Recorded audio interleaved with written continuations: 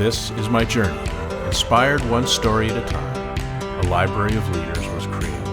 It began as a journey to learn.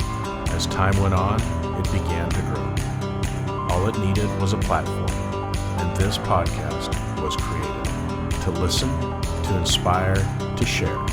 I am a storyteller, and this is my journey.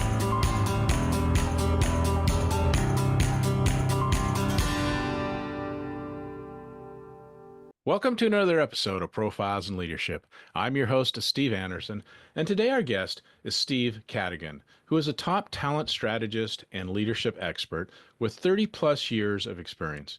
He's famously led LinkedIn's early hypergrowth phase as its first CHRO, and I'll probably have to get you to tell me what that is, building its world-class company culture from scratch and scaling the organization from 400 to 4,000 employees in 3.5 years.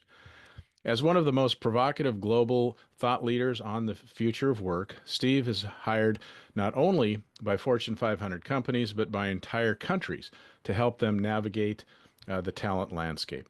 His clientele spans all the way from Google, X, Slack, BBC, Intel, and even the City of Lisbon, which hired him to develop the startup incubator Unicorn Factory. His award-winning book, Workquake, is considered a game changer for leaders and organizations on the future of work in a post-COVID world. He is regularly asked for advice by legacy institutions like Harvard, as well as top VCs and management firms, including Accenture, Deloitte, and McKinsey, and today sits on the board of 3 corporations. So, Steve, welcome to the program. It's really great to have you on today. Yeah, thanks for having me. So let's just start with a little context. There was some in the bio there, obviously, but tell us a little bit about where you grew up and kind of some early things that led you into things that you're doing now. Sure, Steve. And I think it's really interesting when we all reflect on how we got to where we are and where the seeds were planted. So I was born in the U.S., but before I could walk or talk, my parents decided they wanted an exciting adventure in South Africa. So from the age of 2 through 7, we lived outside of Durban in the province of Natal, South Africa, which was an incredible experience. I don't remember much of it, but when I was 7, the government of South Africa politely asked our family to leave the country. So we had to go back to the United States, and I settled in a small town of Danbury, Connecticut, which is sort of Western Connecticut, a little north of the commuter zone to New York City. But that's pretty much where I spent most of the rest of my childhood through high school and university, and then finished up school, moved to California. When I was in school, I started to be curious about history and people and cultures and the patterns of behavior, if you will. And that was pretty much what I studied. It was called a Modern European History degree. But I didn't have any idea, Steve, honestly, what I wanted to do with my life. I didn't have an idea of what I wanted to do for work, going into college or leaving college. But I wasn't worried about it either. And my father was a minister. My mom was a social worker. And all I knew was that I didn't want to do what they were doing. Okay, so, that's fair.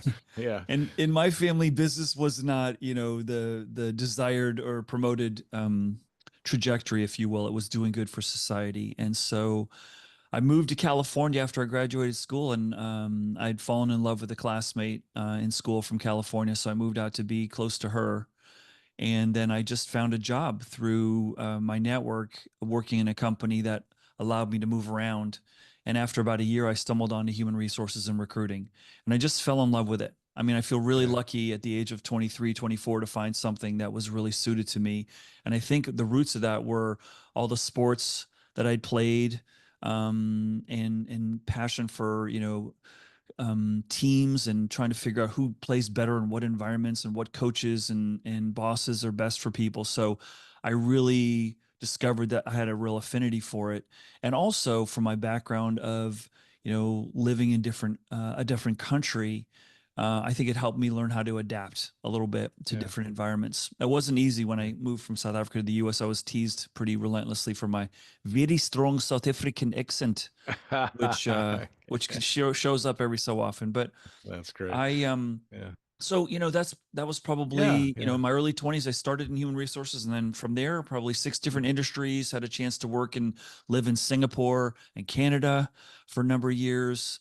And that landed me in the first chief HR officer at LinkedIn, probably Yeah. my last And regular operator role. And I did that for a few years of hyper growth, as you mentioned in the bio. And then 10 years ago, I left, about 12 years ago, actually, left to do my own thing and just have been that's loving good. helping organizations build great people strategies. So I am assuming then that CHRO stands for Chief Human Resources Officer. Correct. Okay, and Correct. and I would also assume that there's a real distinction between chief and officer in that title than just an HR. That's right. Yeah, you're Yeah, you're making very, very the highest level decisions around people strategy, organization right. structure, compensation, rewards, recruiting, all that stuff. Yeah. Okay, a couple more questions based on Mm. what you just shared with us. Mm. So, why did you have to leave South Africa? Was it because of your father was a minister and they didn't like that, or why were your family asked to leave? The apartheid government at the time was not looking favorably upon Americans. Okay, And so the way we were asked to leave is pretty interesting. We left the country on vacation. They took our visa when we crossed the border out of South Africa. I think we were going to Mozambique. I can't remember. And then when we came back in, we said, "Can we have our visa back?" And they said, "No, you can't." And so we had to go talk to the embassy, the U.S. embassy. In the day, this is pre-cell phone, pre-internet. This is all, right, right, fixed line phones. You're yeah. dialing on a rotary to get through. And we finally got someone who said, "Okay, we got an agreement with the government that they're going to let you in for 60 days, but you have to leave in 60 days after you get home." Yeah. So it was Wow, pretty wow. abrupt. Yeah, I can only imagine. And one other question. I see a drum set in your background there. So you must be a drummer. I don't know that I could call myself that. I do enjoy jamming a little bit, and in high school, I was in a band for a very short period of time. So it's just a little bit of a side hobby, but I'm not Yeah. very good at it, honestly. Okay, well, thanks for sharing that. Mm. So, in your book, Workquake, which you know, you didn't ask me to do this, but I got to tell you, that is a fantastic book. It's really well written. I love all the real life stories you tell in it and so on. And so, congratulations on a very well done book. Well, thank you, thank you. In that book, you kind of tell the LinkedIn story, and I think it's interesting how you were working for another company, and you quite didn't understand exactly how LinkedIn worked, and so you did something that got you in a little bit of trouble with your the boss you were working for. So share that story with us. Yeah, I mean, it was a moment where I realized that my familiarity with these technology tools wasn't as cutting edge as I thought it was, and it got me into some pretty hot water. Mm. So, the way LinkedIn worked, this is back in 2008, 2009, is that when you connected with someone, it would send a broadcast to everyone that you were already connected with, saying, "Hey, Steve is now connected to some new people." And I think the purpose of that was to build some virality into, hey, this is a really cool thing if you're connected to new people. So it would encourage other people to want to connect to more people. But the day I interviewed at LinkedIn, it was kind of like speed dating. I interviewed, I think, with 9 people in one day. And I wanted to show the company I was so impressed with how I could use the technology, and I wanted to show them I was interested in the company. So I immediately asked to connect with all the people I'd met with, founder, the COO, the CFO, the head of legal, head of marketing, head of sales, and so forth. And they immediately accepted my invitation. And much to my shocking disappointment, surprise, my entire network the next day saw that I was now connected to 9 people and the executive team at LinkedIn. And you didn't have to be a genius if you were in my network to see that I was probably over there meeting all those people. And among the people who got that note was my boss Oh, at the great. time. Oh my gosh. And So that she, led to a phone yeah, call the next yeah. day saying, "I know you're interviewing at LinkedIn." And my inner voice saying to me, "Man, if I don't get this job, I am so in trouble, you know?" Yeah. But she did come around and realize that it was a good opportunity for you and and not let you leave. That isn't the right term, but when you Supported left, it. supported Mhm. it. Yeah. So Yeah, yeah, yeah. yeah, 100%. And I think that, Mhm. the point of that I wanted to start my book with that story around is my departure after a very short tenure in that company, I was with Electronic Arts. That was the name of the firm that was had employed me. I was only there shy of a year and a half. And that is not the quote accepted paradigm norm of how long you should stay in an organization. And I got a lot of heat from a lot of the executives. I got a lot of heat from um, people in the company saying, how could you do that? That's not. And to me, it was such a great opportunity that I was being invited to pursue at LinkedIn that didn't exist at Electronic Arts, and it was a potential game changer.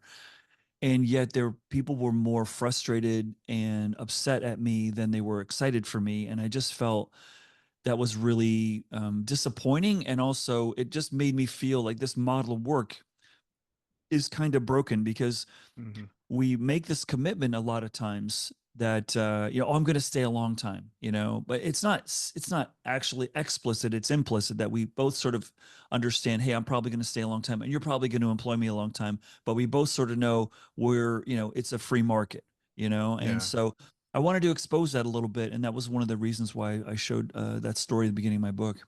Yeah, yeah, it's a great story, and I think it brings up a lot of what the book addresses is that, times are really changing as far as some of those old norms that we think of when we go to work for companies. When I was CEO, I can remember that, somebody at a fairly high level would let us know they're leaving, and there were board members that took personal offense to it. I mean, it's like, oh Mm, my gosh, what are they doing? And that's so bad, whatever. And I was kind of like, well, no, they have a good opportunity. They want to do something different. We should, mm, find a way to support them. And we'll talk later as we go here, all different ways that you can do that to kind of build that network. But, people are going to come and go, and even the good ones are going to come and go. And we shouldn't just take it as a personal um, shot, so to speak, to our company or us. It just may be circumstances that we don't understand totally. 100%, Stephen. I think this is the single biggest source of frustration for organizations that I work with around the world today, is that people just aren't staying as long as they used to. And when I ask most leaders, do you think in the future people are going to stay longer? Do you think we're just going through a phase, a cycle, a generation that's looking at careers differently, and in the future people will stay longer? And not a single executive that I ask that question to says, oh, yeah, we think they will stay longer in the future. Yeah. Everyone agrees that there are just new dynamics. And it's not a lazy generation. It's not, a simple thing that we can point to. There's a whole bunch of other factors, but it gets to, I think, what you're heading towards in pointing that out, which is, I think the reality is all the models we have for what we deem to be a high performing organization include people staying a long time. The Yeah. best Yeah. teams are the ones that are together the longest. And what I've been able to do in the last 10, 15 years is find lots of examples of organizations that have higher turnover than we're used to, outperforming the market in terms of creativity, innovation, market cap, and growth. And so, no, I've debunked that myth that you have to have people stay a long time for you to create value. The problem is it's still unsatisfying because all the rewards that we have, more 401k, more vacation, more chances to get promoted, are all based on tenure. And we Right. haven't built a new model or a new system that feels satisfying of how we reward and build real value in a more fluid workforce. So we're Yeah. going through that phase right now, I think, and the pandemic really served to accelerate that challenge. But that's a big challenge, and I think it's an exciting challenge. But it's taking organizations, I think, a bit by surprise, and they're looking for Yeah. someone to blame for this happening. And I think that's the wrong approach. I think the right approach is, how do we create value when people don't stay here as long? And college basketball, and I talk about it a little bit in my book. College basketball Yeah. is a great leading indicator for an organization and a business where your best talent, your players, stayed 4 years, and now the best ones only stay 1 year. And so that Yeah. forces you to think like, I've got to create an easier offense and an easier defense, and I've got to expect and prepare for them to leave, not feel sad when they go and be surprised because we know that they're going to go, right? Right. I think, and in the book too, you bring up Coach K's approach to that is that, instead of, looking at it from, how this person's going to help our organization, he almost promotes it as what we're going to do to help you. That's And right. it's a different approach. And of course, anyone who follows college basketball knows anything about Coach K, most successful coach ever, I think. Yeah. Basically, that's what his players will come back and say is, he didn't make me a better basketball player. He made me a better person, Right. and that's what he kind of promises to do. Yeah. The other thing that comes in, thinking about that too, is that one of the things that I do a lot is help companies and my own when I did it with develop a leadership development program, and you have some people again on the board or whatever that say, okay, I get that we need to do this and I get that it costs money, but what if we put all this money and training into somebody and then they leave in a year? And they have a tough time getting over that. And again, my approach to that was, well, that's when you have to just get a little altruistic, I think, and just kind of say, but we're still helping that person, and we're still helping our profession by training people to be at a higher level. And it may not help our bottom line and next month, but it certainly we can feel good about what we've done. Yeah, two thoughts on that point, and I hear that all the time. Like, why would we train our people if we know they're going to go? And the answer is, well, what happens if you don't train them and they stay? Yeah, Like, exactly. that's one of the alternatives. And the other is this notion of, and this is a big, switch in strategy, is I think we're all going to benefit if we care about our staff even after they go, that we care about them for their whole career.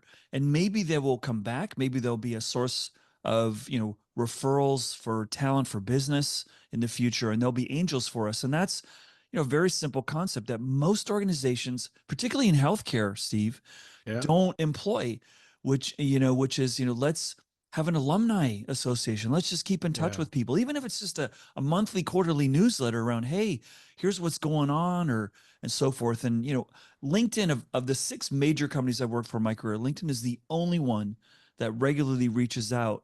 And it's very simple and says, hey, we've got a alumni of the month. Here's what Steve's been up to. Hey, we've got a luncheon next quarter. Would you like to come?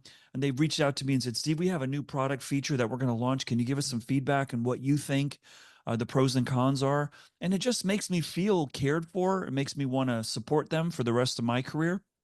And yeah, it's such a miss. And what unfortunately a lot of organizations have been trained to do is what I call the Tony Soprano school of HR. You quit, you're dead to me. yeah, And exactly. Yeah, look at all the for particularly for healthcare systems that have the like all-time record high nurse turnover right now. It's just like, and they're on their heels. And I'm thinking, well, when you're talking to them after they've left, what are they doing? Oh, we don't talk to them. We erase them from yeah, the system, because they yeah. left us. And I think it's a big missed opportunity. Yeah, you make a really good point, and I think that alumni idea is really great because I just interviewed a guy a few episodes ago that basically said that 80% of the good positions in corporate America or in business today are filled by referrals or somebody who knows somebody who says, you should talk to these people or whatever. Mm, So if you think of that, if you have people that leave you but still like your company and they were treated well and they weren't, chastised correct. for leaving and whatever, and then somebody comes along and says, "Man, I'm really looking for a position," they're more likely going to say, "Well, the company I used to work for is awesome. Why don't you talk to so and so?" And you get that Yeah. referral through that network, and I think that's very powerful. Agree. 100% agree. Yeah. Yeah. So tell us a little bit about what, because the book deals with this a lot, and just Mm. generally speaking now, the relationship between employees and employers is really fundamentally changing. And I think as business leaders, we have to recognize that. We have to see that and then come up with strategies as opposed to trying, you know, we've all heard the stories. You go to conferences or go to, meetings and people say, "Oh, geez, these employees today, they just don't care. They want to do this, they want to do that." And you say in the book that, I think especially the millennials got a bad rap, for things that they thought were important. And in reality, you're just saying it's more of just a changing structure, a changing network that we have to be willing to change with. That's right. And I think this is the hard part, Steve, I was saying earlier, so much of the how we've deemed a successful business, the architecture of work was not built for the pace of change that we have right now. So if I look at the data, the biggest trends I think that are causing friction in changing the model and particularly the psychology of the workforce, is that the workforce has transparency to opportunity at a scale we've never seen before. We can not only see more what jobs are available. I mean, think about the beginning of our professional lives. A newspaper is how we found out, what Yeah. jobs were open. Not a global newspaper, the local newspaper. And if you're lucky to be a part of an association in your profession, maybe you had an association that was posting jobs specific to what your talents were. But now we have all these portals and platforms that are serving us an awareness of opportunities at a scale we've never seen before. Add to that, we have more new industries creating more new career paths in health. In the healthcare industry alone, in the last 5 years, there are 85 new companies that are less than 10 years old that are worth $1 billion right now, providing nurses, for example, the opportunity to work from home, to do telemedicine, to do telehealth, to do all kinds of different things. Pharmacists to be able to do, prescriptions from home too. I mean, the opportunities are exploding, and that is challenging. It's great if you're a parent and your kids have all these new choices, but if you're an employer, what's really hard is now your employees can see more of what's possible out there, how they can use their talent, skills, and abilities than ever before. And that's not a dynamic we've had to wrestle with as employers. And Yeah. so I think what the benefit that I've had is having to work in the um, you know, sort of battleground of talent in Silicon Valley, where it's obvious, like, hey, if you don't treat your people great and if you don't hire amazing people, you're dead, because they can go across the street and find something better. So you got to build a place where people want to be. And a lot of businesses are from the era of, you're lucky to have a job, you don't have any choices, so I can control you. And now what the pandemic did was serve to create a community of confidence that I can manage people more remotely than ever before. And that's a whole nother paradigm. If I was Yeah. in Durango, Colorado last year with a client, and here's one of the most beautiful settings you could ever imagine being in, the beautiful, ski country, the mountains of Colorado. You're right near Utah, New Mexico. It's like, wow, this is beautiful. And all the business owners looked all down, like Dougie Downer, like, what's going on? They said, well, first off, all these digital nomads moved here and they drove up the real estate to be unaffordable for the locals, so that our teachers and policemen and firemen and waitresses and chefs have to move out of town because they can't afford to live here anymore.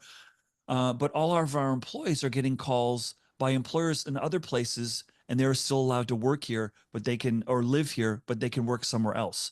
And Yeah. that, if you think about society, and San Francisco, which I live in the suburbs of San Francisco has been on the brink of bankruptcy because all the payroll tax that used to be there from all the workers working in San Francisco has now, shrunken dramatically. Yeah. And Yeah. so, it's a moment. We could go Yeah. to lots of other things, but I think the big one for me is the paradigm shift for employees. Like, wow, I can see more of what's possible. And how could we expect people not to want to taste something different? I mean, that's sort of Yeah. what defines us, as particularly as Americans. Like, hey, we want to try something new, you know? Well, and I think that's a really good point, because we would all agree that the person you're looking for is that lifelong learner, that person that wants to learn and grow. And in the book, you state, that we've gone from job security being a stationary thing to really now, if I move, I'm going to learn more. And so the more I learn, the more I move, the more, so if I do that many times early in my career, just by common sense, you'd think I'm going to learn more and be at a higher level. Where it used to be, if you changed jobs that many times, then someone thought you were a loser because you couldn't hold a job. I know. And that shifted really, really quickly, probably less than a decade. Yeah. Yeah, yeah, yeah. And I think it's uh, a really interesting thing too, because I still hear this. And you say in the book that, you know, uh, employee retention is no longer a reliable measure. A lot of people, look at that and say, "Oh, that says whether we're doing a good job or not if people stay." And I know that can be argued on both sides of the fence. Just again to give a little background for me, I come from a company where the tenure in the company is ridiculous. I mean, it's off the charts. Nobody can believe it, because when people come, they stay. A Mm. lot of that does because of the ownership structure, and you have a chance to be an owner, and so there's some of those things that do that. But yet, you could look at that and say, wow, we must really be doing something amazing. Yet the company still is just like everybody else and says we can't find enough people. Hmm. So I can see how you can argue both sides of that fence, but I think we need at least need to consider that measuring that maybe isn't necessarily a great measure. That's true. It's so true. I mean, I sit on a few boards, and when we get the quarterly report on the turnover, my question is that a good number or not? I don't even know what the right number is right Yeah, now. And I yeah, think what we should, what we need to start doing is measuring more, some more modern indices of a healthy organization. And so, for example, I think in the future, not in the immediate, but in the longer term future, we're going to measure the vitality of a company of not how many people you kept, it's how many people who left came back. How many yeah, people thought the grass was greener? They went out there, they didn't find it yeah, to be greener, and then they came back. And that's a great sign. But these are the kinds of things that I think we need to start thinking about. Just like employee engagement. Like this has been one of the most talked about things. There's entire industries built around raising employee engagement, and I'm not sure that that's the right thing that we should be obsessing over because more things can affect an employee's engagement that are out of a company's control now than ever before. And the yeah, pandemic is just a great example. Like I can't control what's going on at home. I can't control, for example, the aging of America so that more of us are caring for our parents longer than ever before, and our society hasn't been built for that. And so that's just another measure of what's on someone's mind. Right now yeah, my father's not in good health, so I'm not sleeping so great because I'm concerned about how he's doing. And so yeah, and I think there's things like trust we should be measuring. Like, do you feel, yeah. do you trust your leadership? That's a healthy index right now. That Well, I think we can all agree that trust is such an important piece, and it's talked about a lot. Um, in a nutshell, I know this could go on forever, but what do you do to build trust in an organization? So if somebody's concerned that maybe the leadership is not trusted, what do you do? Yeah. I think building a culture, there's so many things you could do to build trust. And this is one of the things I'm very, very proud of the work that I did with the leadership team at LinkedIn to build trust because there's so many things that happen in business, that are sort of out of your control. You're going to have misunderstandings. Where human beings are involved. There's going to be differences of opinion. And so your capacity to build a transparent process of working through those and sharing the stuff that's working and sharing the stuff that's not working, listening, giving people a chance to air their concerns and their grievances in a constructive way, I think super, super important. And a lot of organizations will skip through that because, oh, we don't have time for that. It's like we made the decision. We just need to move on. And I think it's a real miss because even if you disagree with what the employees want, if you give them a chance to air why they disagree, they're going to accept the disagreement a lot faster and move on. And that I think that creates a little more trust in the process. Yeah. And And it yeah, can be as simple as what I tell a lot of my clients is people are you'd be surprised what they're willing to do as long as they understand why.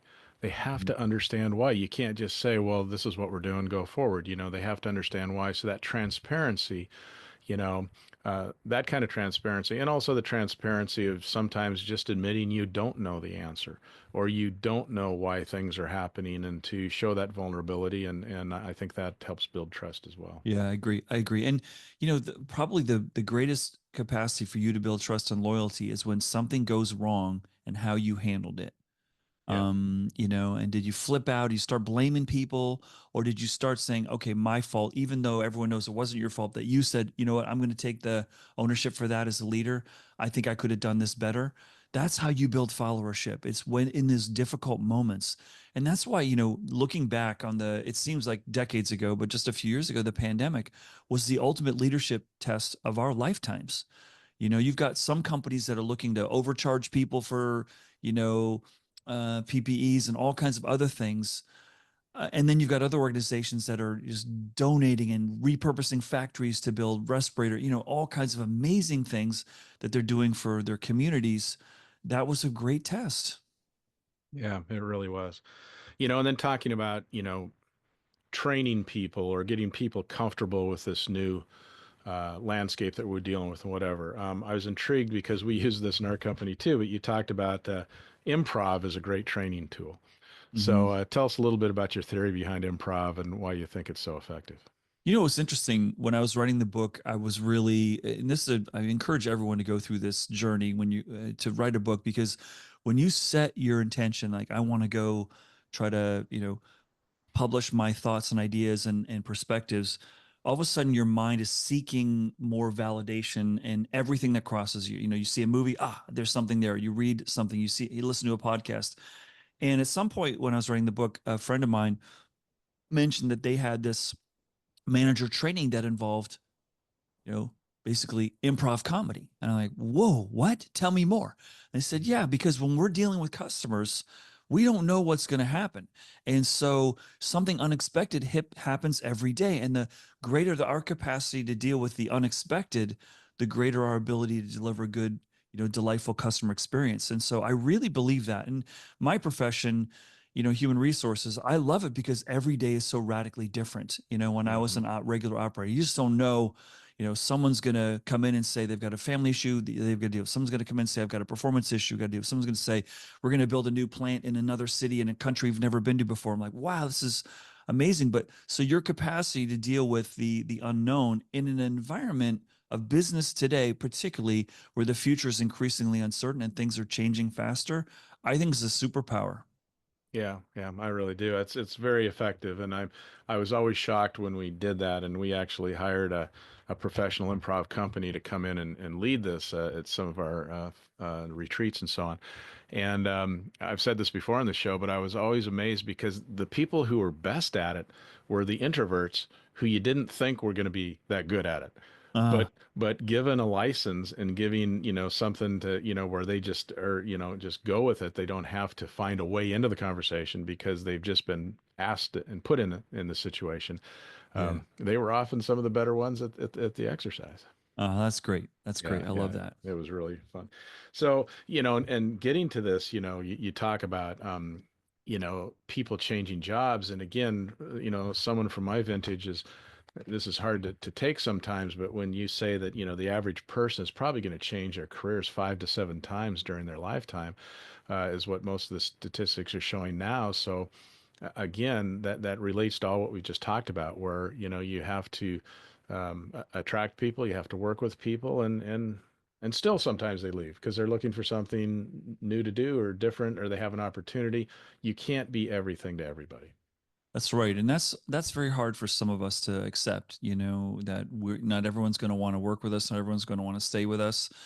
And it's not because we're not treating them well, or we're not paying them fairly, we don't have a good environment or a good leadership culture. It's there is just a lot more choice and possibility of what you can do and how you can do it. And the stigma of leaving sooner isn't as prohibitive or career, ending as it used to be, maybe say 30 years ago. Yeah. Yeah, absolutely. And I think back, and I think sometimes it helps to share personal stories that where we failed. And one that haunts me to this day is my oldest daughter was in a toxic work situation and came to me and talked to me about it. And this was, gosh, probably 15 years ago, at least maybe 20. But I was in that old school thinking, and she'd already been in a few jobs before that. And so I said, you got to hang in there. You got to hang in there for another 6 months because I thought it would look bad, that she was changing. As it turned out, that was the absolute wrong advice. I'm still embarrassed I said it. I've Mhm. apologized to her so many times she thinks I'm crazy. But it was a perfect example of that old school thinking where she needed to leave right then because she wasn't learning, she wasn't growing. In fact, she was being beaten down. That's right. Yeah. And you bring up a really interesting point. When I think about the future of work right now, and this a lot of my thinking after writing the book has sort of crystallized even more. But if you're reading any sort of media right now, you're here, all you hear is how AI is going to replace millions of jobs, and it's going Yeah. to obsolete more white collar jobs than just blue collar jobs. And that's just this fear in the media is just really not creating, I think, an environment where people have like thinking very joyful thoughts about their future careers prospects. It's more about fear. And that's a real miss for me. I think we've got a tired workforce, and we don't need to be talking about how we can use AI to replace jobs. We should be talking about how we can be using AI to make jobs more interesting, to make Yeah. jobs more impactful, to allow people to feel greater sense of satisfaction. And it's a real miss to me. And this is a big point that I'm making with all my clients right now, and any sort of social media posting that I'm doing is, saying things like, hey, most companies are using AI to distance themselves from candidates, not get closer. That's a miss in my book. Most Yeah. companies are showing how they can use AI to cut costs, not raise profits. Do you understand? And that's a Mhm. miss. We've got potentially one of the greatest sources of, you know, technology impact of our lifetimes, changing and morphing every day. We need to be mining that for greater things, not cutting out humans and people. And that, unfortunately, is the narrative that's getting a lot of play right now, because it's sort of that whole, eyeballs get attracted to the scary stuff and the wild stuff. Yeah. I think it's a real miss. And I think any company whose first move with AI is to cut headcount, I mean, I asked them, play that out. So you just announced to the world you're letting 400 of your customer service people go thanks to your new AI WizKids. So that's going to make your shareholders happy. But is anyone going to want to work for you in the future? Play Yeah. that out, right? Yeah, exactly. You also talk in the book about using what's called CBT, which stands for cognitive behavioral therapy, when you're training, kind of helping managers figure out how to manage things like this. So tell us a little bit about what that is and why you think that that's effective.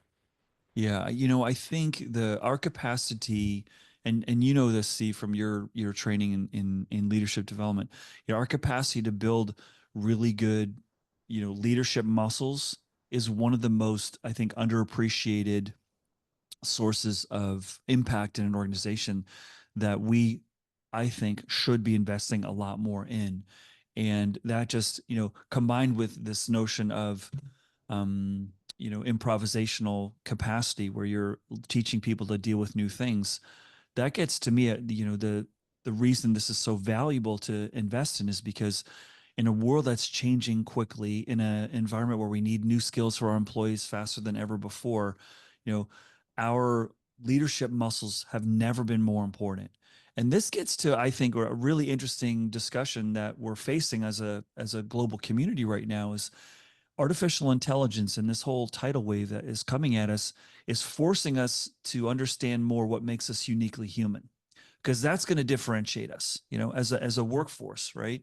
Our capacity to really use our human cognitive behavioral capacities, leading, communicating, understanding body language, understanding context.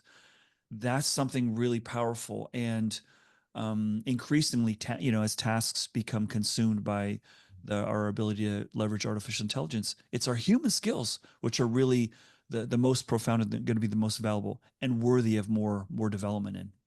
Yeah. I love the story in the book too. You talk about intention and focus. Tell the story about I think it was your nephews that or was it your kids that they wanted to catch a baseball at a baseball game, and so you got your mitts and you're thinking this is a pipe dream. I've never caught one. So tell us that story and what Oh happened. yeah. Yeah, so this is a great story. I don't know if any listeners can relate to this, but my boys are, heading into their 20s now, but when they were younger, and they wanted to be YouTubers. Like, that was what do you want to do? Oh, I want to be YouTuber. And they said, Dad, look at this guy. His name's Zach Hempel, and Zach had built millions of followers, and evidently was making thousands and hundreds of thousands of dollars posting videos of him at baseball games catching baseballs. And he was closing in on 1 million baseballs that he catch. And so had me look at these videos with them, and they were super intrigued about how he would go and look at the anatomy of a ballpark and say, okay, what time does the ballpark open? Where they're having batting practice? Are there lefties up? Are there righties up? And what part of the ballpark is the best place for him to catch? So that's where he got the majority of his baseballs, was during batting practice, okay, during a game. And I'd been to thousands of games, or not thousands, I've been to dozens of games in my life, and I'd never even come close to a baseball, but I never went to batting practice. So we architected all this out with the boys, and we thought, I'm sort of passively going, yeah, this is definitely, a pipe dream, as you said, like, Yeah. where this is going to be a fool's errand. But, I have 3 young boys, and they wanted to do this, and they were like, this is go do this. Well, the first time we did this was a Giants game, and we walk in, and as we're walking in, to the boys' shock and surprise, they see Zach Hempels at that game. Okay. Oh wow. And so then the game got even more interesting. Like, where is he standing? Because not everyone knew who that guy was. My kids did. And so they go, he's standing over here. Well, as soon as we start standing over there, we almost had to start ducking because the balls were coming at us.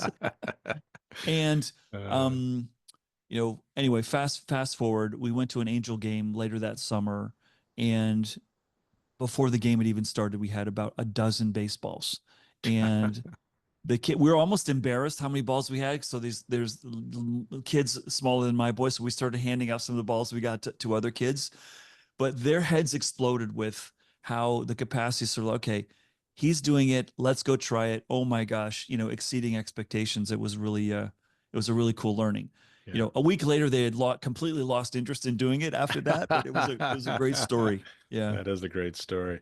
Another story I loved in the book too was, just making the point that, sometimes we get fascinated with shiny objects or really high credentials, yet what we need to hire for and what we need to attract are just really good people who are really good at what they do. And you had a story in the book about Mimi, who was the HR person at Cisco. So tell us a little bit about her story because I think that's profound as well. Yeah, I grew up on the East Coast, after we came back from South Africa. On the East Coast, it's all about, what school did you go to and what's your pedigree and where did your parents go to school? And Mimi Jagu was a manager I had when I worked at Cisco, and she'd never gone to college. But boy, she was an incredible negotiator. She was an incredible leader, and she had sort of a figurative, if you will, PhD in really understanding human behavior. And everything that I think her perspective probably was that she didn't go to college. She was going to make up for it in other ways and using her real God-given gifts of relating to people and connecting with people and being real.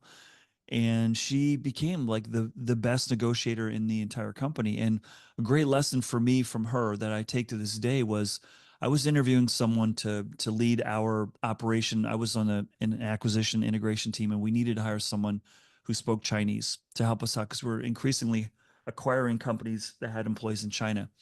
And we had this one candidate come in.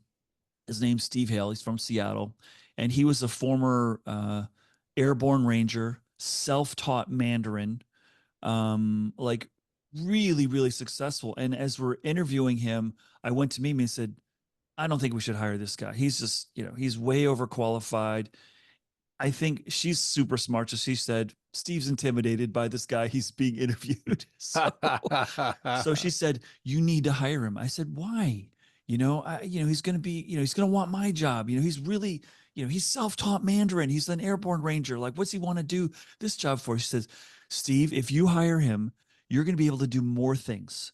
He's going to be able to take a lot off your plate, and you're going to be able to spread your wings and fly even further. Trust me in this when you need to hire him. I reluctantly did. She couldn't have been, delivered a better learning to me. Yeah, He was yeah, not only phenomenal, he became a dear friend of mine. And to this day, we're good friends. And that was just one of those shocks to me around just because they don't have the, degree from a fancy university doesn't mean they can't be enormously impactful to you and in what they do. Yeah. yeah, absolutely. Another lesson learned too is, what do people want and what can you provide for them in your organization? And I think we all know what Chipotle's is as far as a fast food, restaurant. But what they do for their people on the education front is pretty impressive for fairly, I would assume, almost like minimum wage employees. And so tell us what you learned about Chipotle and what they do on the education stream for Yeah, the them. listeners, you might want to sit down and put your seatbelt on after, what I'm about to share with you is going to hit you. But Chipotle has recognized in a very mature talent strategy model, they basically said, you know what? We know we're probably not your career destination. We know that. We're fast food, but we want this part of your journey to be the most impactful to you of any that you've had. We want you to grow, learn, develop, feel confident, and be able to go realize your dreams after you go. That's Yeah, just, and that's sort of embracing that college basketball mantra that we talked about earlier, which is we know our best people probably aren't going to stay. In this case, it's fast food. We know we're a stepping stone for you to go somewhere else. And they've gone all in on partnering with many universities around the country to offer discounted pathways from starting from English as a second language all the way up to college and master's degrees on a scale we've never seen before. And so, to your question earlier, which I think is the traditional question, like, why would we train people? They're going to go. Well, it's worked out really well because people flock to want to work there because they know I'm going to make a fair wage. I'm going to be in a nice, safe, and engaging work environment, and I'm going to grow as a person. And Yeah. I think they're a great role model in that regard. I have enormous respect, and my kids love eating there too. Yeah, Yeah, exactly. Well, not only that, they even offer that benefit to family members of that person that's working right. there. That's That's that's right. unbelievable. I mean, Yeah, it's I like, know. wow. But Yeah, you know, especially in yeah, that's the English is a second language. What they did the research and they said, the carry through of following through on an education happens more if there's other people that particularly family members that are on the journey with you. And yeah, so it's a beautiful yeah. perspective. That's awesome. Another thing that resonated with me too, because I totally feel this way, is that you said that one of the most valuable assets that you can have in an employee is just their extreme curiosity. People that just are intrigued and want to do something and ask questions and challenge the status quo and doing all these kind of things that we put under the category of curiosity. Yeah, I think that's really a key component in this new era that we're talking about. Yeah, curiosity, I mean, it's something we talk a lot about, and I really struggled with this part of my book, Steve, around like I can't say, oh, we all need to be lifelong learners. It just sounds too cliche. I mean, we've heard this like, I need to deliver this in a way that's more consumable, that's more relatable, right? Like this whole thing, be curious, Ted Lasso, just be curious. What does that really mean? And what does it look like? If I'm hiring someone, how do I really know if they're curious? Well, a couple of easy things that you can identify if you're interviewing someone is like, are they asking me a lot of questions? Are they asking me unique questions that they don't hear from everyone? Hmm. And do they are they are they striking me as delivering some original thinking in what they do?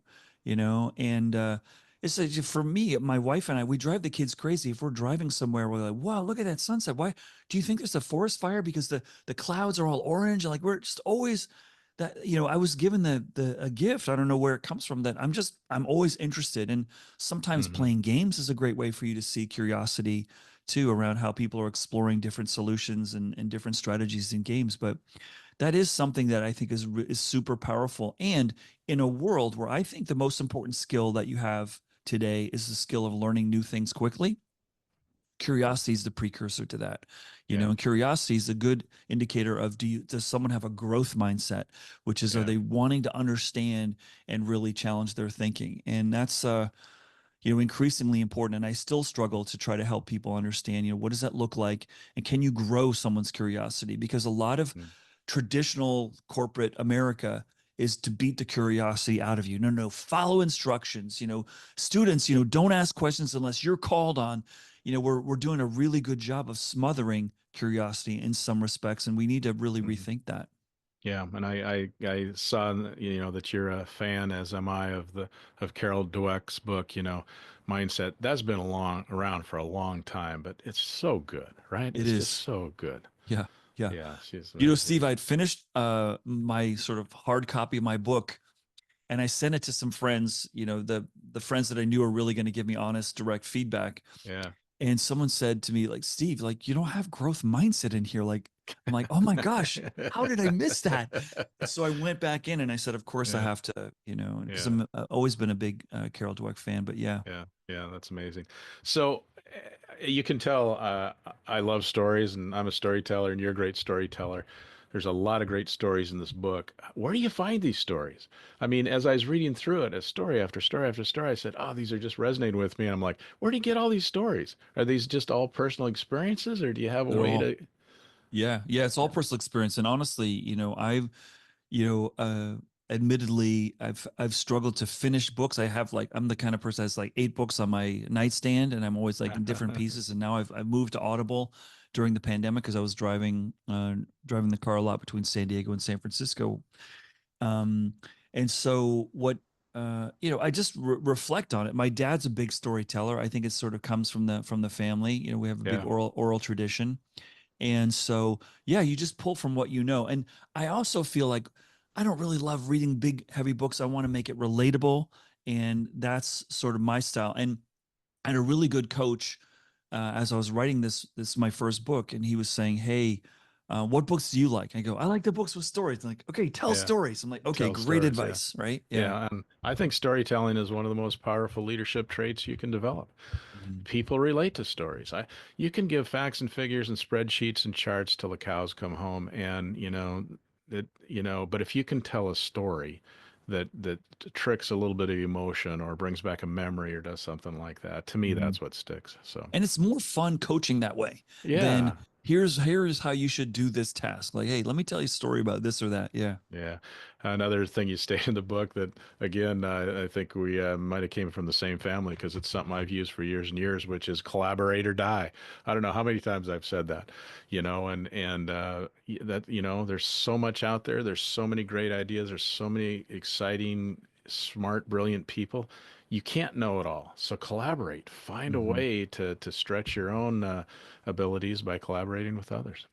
Yeah, and I think someone gave me this advice along the way, which is, people want to give. People feel fulfilled offering advice and perspective. Yeah. And you don't have to be the smartest person in the room, and you're going to make someone feel better asking them for help. That's not a sign of weakness, No. and Yeah. I think we've built a paradigm of leadership that you're infallible. And I think the greatest ones are the ones that know the stuff that they don't know and are very comfortable saying, "Hey, that's not my wheelhouse. Let's go talk to someone, or maybe you can help me with this." And boy, when I have someone that I really respect in a senior leadership position to me, ask me for advice, I mean, that is just fills me. Yeah. I feel so Yeah. good. Yeah, exactly. Another statement you made too that I think is really true is you said the war for talent is over and talent won. So, I mean, it's so true. It's like, you just have to find ways to, I don't know. It goes back to Carol Dweck. It's a mindset shift, where you just have to look at these things in a different way because if you don't, it's just going to pass you right by. That's right. Well, I've been studying a lot of organizations, alluded to this earlier, that have very short tenure on an average sort of median basis, and the capacity to create and innovate. And there are tons of examples. Now, a lot of those tend to be in technology where there's a lot of innovation. There's a lot of very hard, complex problems that they're solving. And what they're finding is cultures that invite new ideas fast are the cultures that are building really innovative products. And the most over benchmark company today is Tesla. Um, and if you really take a look there, it's hard not to be really impressed that they are the most valuable automobile company in the world. They have not been around more than 25 years. The investor community believes that they can innovate faster than the companies that have been doing it for over a century. And that's a very powerful statement in this world of work that feels very intimidating if you've got a legacy enterprise business right now that someone could just come out of the blue and do that. And I Mhm. look to banking also, and the banking consumer experience right now is on a phone. What do banks know about phones? Not much, Yeah, And yeah, so I mean, the banks that have figured out a good consumer experience on the phone, it started with the credit card companies. They figured it out pretty quickly.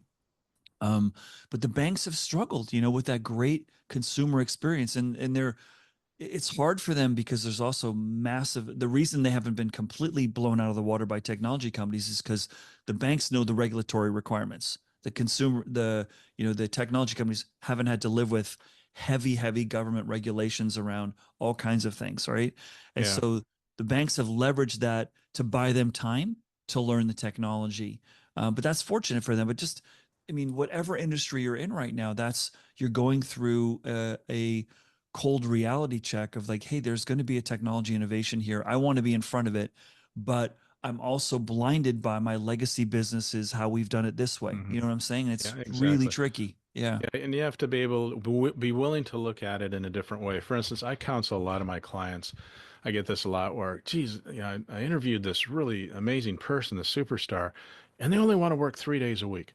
But I need somebody 5 days a week. I need somebody full time. And I counsel them to say, well, if you could get a superstar for 3 days a week. Wouldn't that be better than nothing? And don't be afraid that they want to do a side hustle. That's another thing I hear a lot. Well, if they're doing a Mm. side hustle, then they're not focused on my business and they're not giving me what I need 100%. And I would say no, if they're happy doing a side hustle, they're going to be more willing to show up and work for you because they're happy and fulfilled. I wish I could just have you get on a mountaintop and yell that out loud, Steve. I mean, I couldn't agree more. And listen, the brain science and the brain research bears that out. Diversity of work and experience unlocks greater creativity and greater innovative capacity. And we have designed to disable that in most traditional companies. To stay here, do the same thing. You only work for me. And that's just really, I think we're debunking that paradigm is not one that's going to deliver disproportionate value. And this, the other interesting debate on AI that I'm having with my friends is, will AI unlock the 4-day work week or the 3-day work week? Because all the brain sleep research says 3 days, 4 days is probably the max that we should be working for ultimate brain health. And we should be sleeping a lot more than most of us are.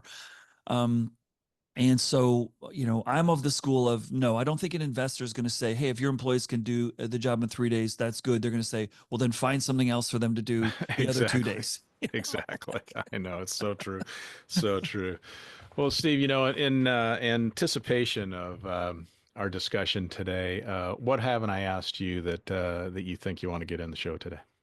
Gosh, we covered. First off, thank you for reading my book and being so thoughtful with your questions. But I think what I would offer the audience is, if you're struggling with this, step back and just try to absorb the data as a source of reference. The comment I made earlier, which is, if you're frustrated by turnover, if you're frustrated by people, not being dedicated to you, step back and say, well, what's the bigger question? I think the bigger question is, how do I create value in a different environment?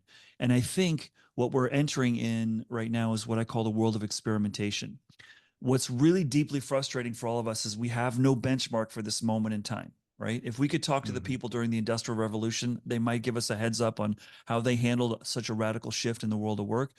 But we all have to step up to be the benchmark now. And that's the ultimate challenge of our generation right now is we don't have a lot of benchmarks. Hey, when you went through that pandemic back in the 80s, how did you deal with the changing psychology of the workforce and all that stuff?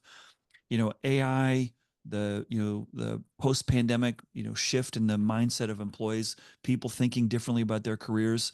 I think it's time to start doing what Chipotle is doing and take some experiments, give it a shot. I mean, the last example I'll give you relative to AI is this Walmart Corporation, the biggest, arguably one of the, a traditionally run business model that has, the largest retail presence in North America, gave all of their salaried employees a generative AI tool with the only instruction, please try this and see if you could find ways of making your job more interesting and making the customer experience better.